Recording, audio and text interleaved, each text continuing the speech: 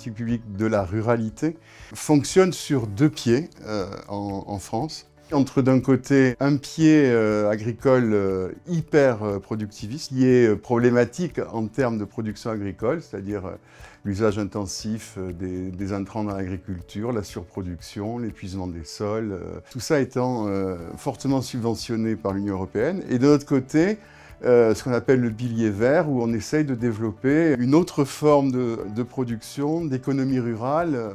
Donc déjà, il me semble que la première évolution des politiques en direction du monde rural en France, ça serait d'essayer de dépasser cette schizophrénie, ou en tout cas cette oscillation entre l'hyperproductif et le gentiment écologique, quoi, si je me permets cette caricature. La deuxième chose, c'est que souvent, les politiques en direction du monde rural sont des politiques, au-delà de la politique agricole, sont des politiques de compensation. C'est-à-dire, en gros, on considère que le monde rural, c'est un monde en difficulté, c'est un monde qui est oublié, c'est un monde qui vieillit, c'est un monde dans lequel il n'y a pas de services publics, etc.